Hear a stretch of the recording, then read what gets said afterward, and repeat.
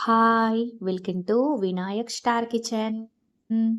ఈరోజు వీడియో పచ్చి రొయ్యల కర్రీ. ఈ పచ్చి రొయ్యల కర్రీని టమాటా వేసి ఎలా చేసుకోవాలో చూపిస్తాను. ఇంట్లో ఉండే మసాలాలతోనే సింపుల్‌గా చేసినా కూడా టేస్ట్ మాత్రం అద్దిరిపోతది. అంత టేస్టీగా ఉంటది. ఇలా నేను చెప్పిన టిప్స్‌తో ఒకసారి ట్రై చేయండి. నీచు వాసన రాకుండా సూపర్ టేస్టీగా ఉంటది. ఇప్పుడు ఈ రొయ్యల కర్రీ కోసం నేనైతే కేజీ రొయ్యల్ని తీసుకుంటున్నాను. ఇవి మనకి బయట తీసుకున్నప్పుడే వీటిపైన పొట్టు తీసి ఇస్తారు వాళ్ళు. వీటిని 2, 3 టైమ్స్ సాల్ట్ వాటర్‌లో మంచిగా క్లీన్ చేసుకోవాలి. ఆ తర్వాత ఒక ప్యాన్ పెట్టుకొని ఇందులో మనం క్లీన్ చేసి పెట్టుకున్న ఈ పచ్చి రొయ్యల్ని కూడా ఇందులో వేసుకొని వీటిని మనం ఉడికించుకోవాలి. ఇందులో ఎలాంటి ఆయిల్ కానీ, వాటర్ కానీ ఏం వేయకుండా ఖాళీ కడాయిలోనే ఈ రొయ్యల్ని వేసి ఇలా ఒకసారి మిక్స్ చేసుకొని వీటిని మనం ఉడికించుకోవాలి. మీరు కావాలంటే పసుపు, సాల్ట్ కూడా వేసుకొని ఉడికించుకోవచ్చు. నేనైతే ఏం వేయట్లేదు. ఓన్లీ రొయ్యల్నే వేసుకొని ఇలా ఉడికించుకుంటున్నాను. చూడండి మనకి వాటంతట అవే మనకి వాటర్ అనేటివి వస్తాయి చూడండి. ఇలా వాటర్ మొత్తం వచ్చి వాటర్ వినికిపోయేదాకా వీటిని మనం ఫ్రై చేసుకోవాలి. మనకి ముక్క గట్టిగా ఉంటది. అలాగే నీచు వాసన రాకుండా కర్రీ కూడా చాలా టేస్టీగా ఉంటది. ఇలా వాటర్ మొత్తం ఇనికిపోయిన తర్వాత ఇప్పుడు స్టవ్ ఆఫ్ చేసి పక్కకి దించుకొని పక్కన పెట్టుకోవాలి. కర్రీ కోసం నేనైతే ఒక 3 టమాటాలు, ఆ తర్వాత ఒక 2 ఆనియన్స్, 2 పచ్చిమిర్చిని ఇలా కట్ చేసి పక్కన పెట్టుకోవాలి. ఇప్పుడు ఒక కడాయి పెట్టుకొని ఇందులో 3 టేబుల్ స్పూన్ల ఆయిల్ వేసుకొని ఆయిల్ హీట్ అయిన తర్వాత హాఫ్ టేబుల్ స్పూన్ జీలకర్ర, ఆవాలు, ఆ తర్వాత మనం కట్ చేసి పెట్టుకున్న పచ్చిమిర్చి, ఆనియన్స్‌ని కూడా వేసుకొని వీటిని ఇలా కలుపుతూ మంచిగా ఫ్రై చేసుకోవాలి.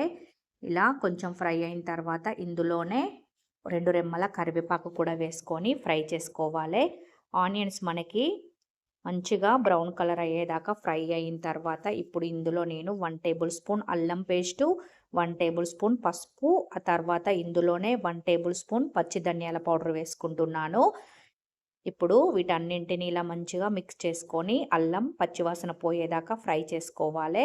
ఇలా ఫ్రై అయిన తర్వాత ఇప్పుడు మనం ఉడికించుకున్న ఈ రొయ్యల్ని కూడా ఇందులో వేసుకొని మంచిగా మిక్స్ చేసుకొని ఆయిల్‌లో ఒక 2 మినిట్స్ ఈ రొయ్యల్ని ఫ్రై చేసుకోవాలి.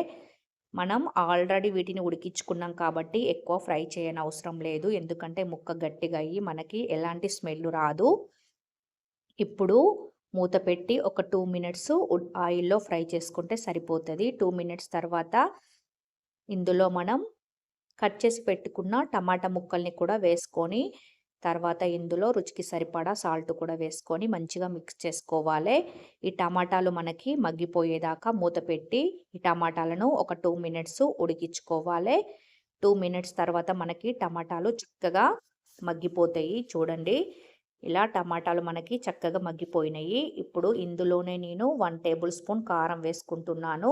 స్పైసీనెస్ ఎక్కువ ఇష్టపడేవారు ఇంకొక హాఫ్ టేబుల్ స్పూన్ వేసుకోండి. నేనైతే కారం తక్కువగానే వేసుకుంటున్నాను. ఆ తర్వాత ఇందులోనే నేను హాఫ్ టేబుల్ స్పూన్ జీలకర్ర పొడి, కొంచెం చిటికెడు మెంతి పౌడర్ వేసుకొని ఆ తర్వాత మంచిగా మిక్స్ చేసుకోవాలి.